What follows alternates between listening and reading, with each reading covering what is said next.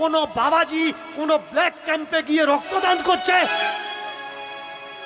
পৃথিবীতে কখনো দেখেছেন কোন সাধু কোন বৈষ্ণব ব্লাড ক্যাম্প তৈরি করে সেই রক্ত নিয়ে ব্লাড ব্যাংকে জমা দিচ্ছে যে আমরা যখন অসুস্থ হব এই নিরামিষ খাওয়া রক্তগুলো আমাদের দেবে? এরা ব্লাড ক্যাম্পিং করে কখনো ব্লাড নিয়ে ডাক্তারদের দেয় না। এরা প্রত্যেকে রক্ত চোষা, অসুস্থ হলে তোমার রক্ত এদের বডিতে ঢুকিয়ে এরা বাঁচবে, কিন্তু তোমার বুকের ছাদিতে লাথি মেরে এরা বলবে তুমি নিচু জাত আর আমি উঁচু জাত। কবে বুঝবে? যারা বলে না, একটু আগে এদিক থেকে এক ভাই বলছিল একদিন এসে উনি ইতিহাস পাল্টে দিচ্ছে। ইতিহাস আমি পাল্টাচ্ছি না, সত্য ইতিহাসকে মানুষের সামনে পড়ানো হয় না, মানুষকে জানানো হয় না সত্য ইতিহাস। কারণ সত্য যদি জানানো হয় ওদের বিজনেস চলবে না। যদি এক্ষুনি বলি এভারেস্ট জয় করেছে কে, যে পড়াশোনা করেছে লেখাপড়া করেছে সে বলবে তিনজিন নরগে এডমন্ড হিলারি। কিন্তু এই তিনজিন নরগে আর এডমন্ড হিলারি তার সঙ্গে 10 জন ভারতীয় শেরপারা ছিল, যারা আগে পাহাড়ে উঠে দড়ি ফেলে দিয়েছে তবে এরা ধরে উঠেছে। তাহলে পাহাড়ের এভারেস্টের মাথায় কে উঠেছে আগে? যারা আগে উঠে দড়ি ফেলে দিয়েছে তারা তো। তাহলে তারা এভারেস্ট জয় করলো না, তিনজিন নরগে আর এডমন্ড হিলারি জয় করে নিল। এটা কি সত্যি ইতিহাস? এটা সত্যি ইতিহাস নয়। অনেকে জানে বিদ্যাসাগর নাকি নদী পার করেছে সাঁতার কেটে, কিন্তু বিদ্যাসাগরের ছোট ভাইয়ের লেখা বই পড়ে নিও, সেখানে সে লিখছে আমার দাদা জীবনে জলে নেমে ডুব দিয়ে চান করতো না, কারণ জল দেখে ভয় পাতো, সে সাঁতার জানতো না। যে জীবনে সাঁতার কাটা জানতো না তাকে নিয়ে নদী পার করে দিয়েছে। কেন? এরা এদের মতো ইতিহাস লিখে তোমাদের জানাচ্ছে। প্রথমেই তো বলে দিয়েছি গাধার পিঠে বড় বোঝা, বোঝা চাপিয়ে দিয়ে আমাদেরকে জানিয়ে দিচ্ছে যে এই তোমাদের ইতিহাস। এই আমাদের ইতিহাস না। মহাপ্রভু যে নিয়ম তৈরি করে গেছে বৈষ্ণবদের জন্যে, গোসাইদের জন্যে, তার একটা কোনোটা নিয়ম বর্তমানের গোসাই আমরা কেউ পালন করি না। বর্তমানের যে নিয়ম, এই নিয়ম কে পালন করেছে, কে তৈরি করে রেখেছে? মন দিয়ে শুনবেন।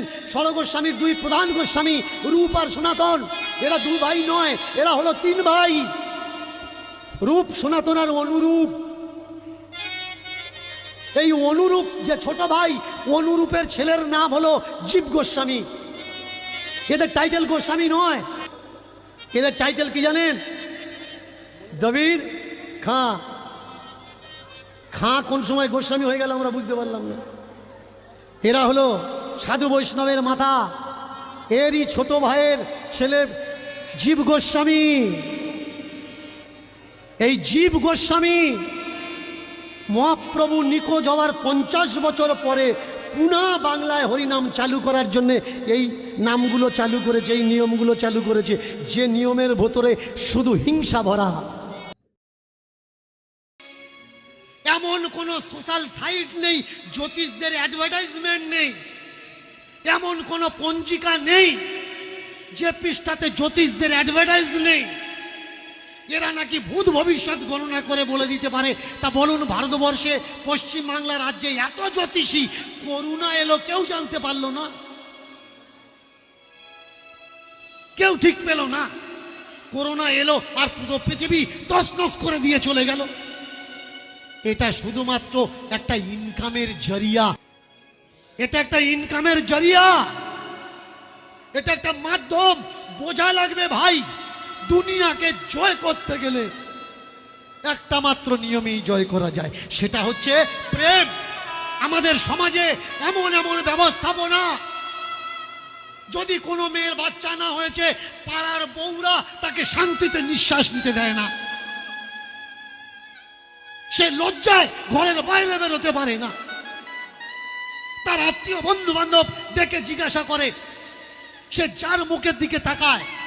অনেক মেয়েরা আমায় বলে যে বাবা, আমরা কি সত্যি গত জন্মে অপরাধ করেছি যার জন্য আমাদের এজন্য পুত্র সন্তান হয়নি? তোমরা যেসব মায়েরা এসছো আজকে হরিনাম শুনতে, যাদের ছেলে মেয়ে হয়নি, শোনো, তোমরা অপরাধিনী নয়। ছেলে হবে না মেয়ে হবে ধ্যান যোগে জানতে পারলেন পেটে পাথর আছে আর ও কৃষ্ণের ছেলে সাম্য। বলে ওর পেট থেকে যে জন্মাবে ও যদু বংশ ধ্বংসের কারণ হবে। পাথরটা নিয়ে গিয়ে ডলা দিল, ঘষলো, ওর থেকে সর জন্ম নিল, নলখাগড়া জন্ম নিল। পাথর ঘষলে কখনো গেঁজা হয়? আপনাদের পাশে আশেপাশে তো পাথর আছে, কখনো ট্রাই করে দেখবেন। পাথর ঘষে সেই গেঁজার থেকে কখনো গাছপালা হয়, কিন্তু বইতে লেখা আছে হয়। আপনার মানা লাগবে কেন? না, শাস্ত্র গ্রন্থে লেখা আছে, আপনি এড়াতে পারবেন না। এইবার তার থেকে নলখাগড়ার জন্ম হলো, যুদ্ধ হয়ে মারা গেল। ঘষতে ঘষতে যতটা ঘষা যায়নি ওইটা ফেলে দিয়েছে, একটা মাছে খেয়ে নিয়েছে। ভালো করে শুনুন, মাছে পাথর খায়। আপনি জানেন না কোনটা খেতে হয় কোনটা খেতে নেই, আমি জানি না কোনটা খেতে হয় কোনটা খেতে নেই। তাই মেলায় এসে পাম অয়েলে ভাজা খাবার আমরা কিনে খাই। ব্রয়লার মুরগি যেটা বীজ দিয়ে তৈরি সেটা আমরা খাই, কারণ আমরা জানি না। কিন্তু মানুষ ছাড়া আর প্রত্যেকটা প্রাণী জানে কোনটা খেতে হয় কোনটা খেতে নেই। মানুষ মদ খায়, মদ খেতে আছে মদ খেতে নেই। আপনি যদি বলেন যে না মদ খেতে আছে, কখনো ট্রাই করে দেখবেন পাউরুটি খাবারের সঙ্গে মদ মিশিয়ে কুকুরকে দেবেন, ও খাবেন।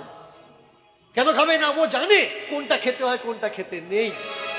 আপনি মাটির মাছ তৈরি করে বেড়ালকে দেবেন, বেড়াল জানে কোনটা মাটির মাছ আর কোনটা পিওর মাছ, সত্য মাছ। তাহলে মানুষ ছাড়া আর সবাই জানে কোনটা খেতে হয় কোনটা খেতে নেই। সেখানে মাছ কি খাচ্ছে? পাথর খাচ্ছে।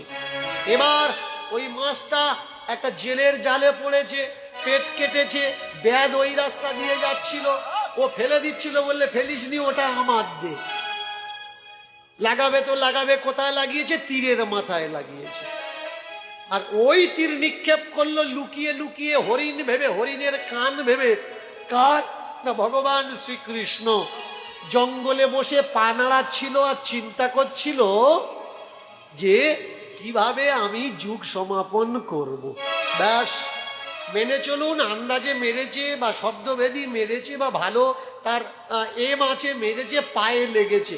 এবারে বলুন, পায়ে তীর মারলে কেউ মরে? পায়ে যদি তীর মারলে মরতো, রেলে তো চাপা পড়ে কত লোকের পা কেটে গেছে, ওরা বেঁচে আছে কি করে? যাদের গাড়ি অ্যাক্সিডেন্টে পা বাদ যায় ওরা বেঁচে আছে কি করে? পায়ে চোট লাগলে মানুষ মরে না, তবে মাথায় চোট লাগলে মানুষ মরে। এতদিন আপনারা এই সত্যগুলো নিজেকে প্রশ্ন করেননি কেন? কারণ 1000 বছর ধরে আপনার পড়ার অধিকারই ছিল না। ওরা বলছে যে এতদিন বলনি কেন? কারণ এতদিন আমাদের হাত থেকে কলমটা ওরা কেড়ে নিয়েছিল। পড়ে নেবেন সত্যার্থ প্রকাশ, পড়ে নেবেন ধর্মগ্রন্থ, যেখানে লেখা আছে শূদ্র যদি লেখাপড়া শেখে তো তাকে দেশ তাড়িত করো, শূদ্র যদি বেদ উচ্চারণ করে তার জিভ কেটে নাও, শূদ্র যদি বেদম মন্ত্র শোনে তার কানে গরম সীসা ঢেলে দাও। কিন্তু আজকের বই পড়ার অধিকারটা আমরা কোত্থেকে পেলাম? কে আমাদের হাতে খাতা কলম তুলে দিল? কারণ বাবা সাহেব যদি না আসতেন আমাদের পড়ার অধিকারটুকু থাকতো না। কোমরে ঘট, কোমরে ঝাঁটা আর গলায় ঘট বেঁধে আমাদের রাস্তা পরিষ্কার করা লাগত। অথচ আমার সমাজের মানুষ শিক্ষিত হওয়ার পরে সে জানে না বাবা সাহেবকে, কে আম্বেদকর জানে না, কে জ্যোতিরাও ফুলে জানে না।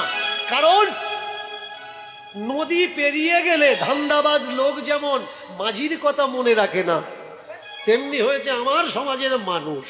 শিক্ষার অধিকার পাওয়ার পরে যারা শিক্ষার অধিকার দিল তাদেরকেই ভুলে গেল, যে তাদেরকে মনে রাখার দরকার না। তাই কৃষ্ণের সঙ্গে লাগিয়ে দিল মহাপ্রভুকে। কেন না? আমার সমাজের মানুষ কৃষ্ণকে ভালোবাসে, কৃষ্ণকে মন থেকে মেনে নিয়েছে। কেন মেনে নিয়েছে? কারণ তিনি আমাদের রাজা ছিলেন। কোথায় বসবাস ছিল? অংশুমতি নদীর তীর।